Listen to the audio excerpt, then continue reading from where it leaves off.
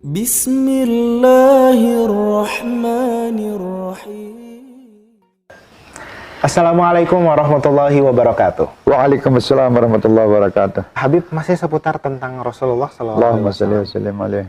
Kita tahu beliau selain sebagai utusan Allah dan juga Allahumma Nabiullah, beliau juga mempunyai profesi yang banyak sekali. Pedagang, panglima, pimpinan bahkan. Nah, dari kisah hidup beliau, apa hal yang bisa kita pelajari tentang bagaimana hal tersebut bisa berjalan seimbang? Jadi seakan-akan tidak ada, beliau hanya misalnya menjadi nabi saja, tapi ternyata beliau juga sukses sebagai pedagang, sebagai orang tua, ini bagaimana Habib kita belajar? Beliau sebagai nabi, sebagai rasul, tugas nabi dan rasul itu pun juga berdagang. Oke. Juga berdagang, mengurus istri, ngurus anak, ngurus macam-macam. Bahkan beliau menjahit sandalnya sendiri, menyapu di rumahnya. Ini luar biasa ini nabi ini. Makanya ini contoh pemimpin yang luar biasa. Contoh pemimpin yang luar biasa.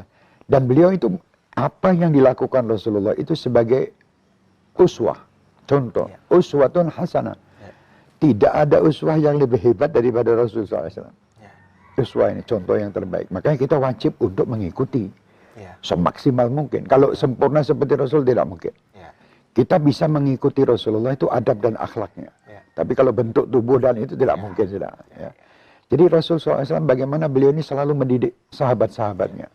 Salah satu perdagangan Rasulullah yang sangat indah, kita sering mendengar sudah cerita itu. Bagaimana Rasulullah waktu berdagang ke Syam. Perjalanan perdagangan membawa hasil dagangan Siti Khadijah radhiyallahu anha. Dibawanya ke sana, sampai di sana singkat ceritanya beliau laparkan ini dagangan kepada masyarakat di situ, ditanya harga berapa? Harga dari sana. Dari pemiliknya sekian. Silahkan Anda mau bayar berapa? Ini luar biasa, ini kejujurannya, sampai harga itu pun dia jujur. Beliau jujur gitu. Itu akhirnya dengan adanya begitu, justru hasil keuntungannya besar. Dan ini pernah saya coba sekali. Saya coba waktu itu saya pergi ke Kalimantan Selatan. Saya malu sebetulnya. Karena saya malu, takutnya saya berdakwah kok dagang. Takutnya orang-orang itu beli karena terpaksa saya ini seorang Habib. Bawa dagangan terus dibeli gitu. Saya tidak mau itu. Tapi dipaksa oleh orang untuk saya bawa. Setelah saya bawa ke sana, dagangan itu ada saya taruh di kotak. Teman saya mengatakan dulu, Habib saya bawa dagangan. Pada naik orang itu, saya kebetulan di atas. Pada naik ke atas, waktu itu Habib bawa dagangan. Saya bilang bahwa itu ada di kamar. Harga berapa? Itu ada notanya. Saya tidak malu lah, masih malu. Bukan saya mengikuti Nabi Muhammad, karena saya malu. Tapi subhanallah saya teringat, Rasulullah pernah begitu dulu. Berapa Habib? Ya sudah bayar, uangnya ditaruh mana? Taruh kotak adalah sana, taruh kotak. Akhirnya dibeli sama mereka, uang taruh kotak, saya hitung itu. Saya dapatnya lebih-lebih daripada keinginan saya jual. Misalnya saya akan jual itu 100.000, orang ada yang bayar mungkin 200.000, ada yang bayar mungkin 300.000, ada yang mungkin tidak bayar. Tapi subhanallah setelah kita kumpulkan semua ternyata luar biasa hasilnya. Itu salah satu cara dagang Rasulullah. Waktu kembali kepada Siti Khadijah heran, ini kok bisa seperti ini hasilnya. Diceritakan Maisarah yang waktu itu mengikuti Rasul SAW bahwa ini orang tidak pernah menaruh harga berapa, tidak, cuma ini harga dari sana, silakan memberi keuntungan berapa. Dan itu diterapkan oleh sahabat-sahabat beliau. Sahabat beliau itu punya toko, ada berapa toko di satu tempat. Itu kalau sini rame, sini sepi, ini yang di sini sama dia jangan beli sama saya, belilah di sebelah. Karena di sebelah ini sepi, dari pagi tidak dapat hasil apa-apa. Yang itu begitu putar. Jadi satu pasar ini jadi rame berkat kebaikan satu dengan yang lain. Ini hasil didikan siapa? Rasul Muhammad sallallahu alaihi wasallam. Itu Rasulullah.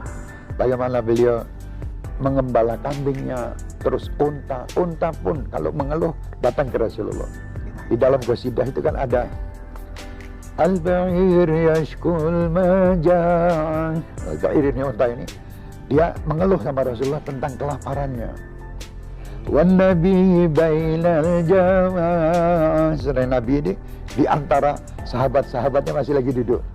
Qala ya maulai syafa'ah. Itu unta. Wahai tuanku, syafaatlah, belilah syafaat kepadaku.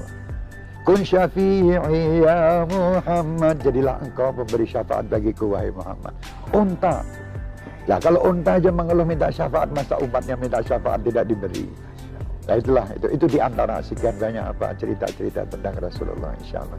Baik, ini sangat menarik dan pasti akan terus berbicara seputar keteladanan Rasul SAW yang sangat banyak sekali. Semoga kita ada bisa memetik beberapa Amin, hal ya Rabb, sehingga bisa kita praktekkan menjadi semangat kita untuk terus menjadi. Insya Allah. Baik.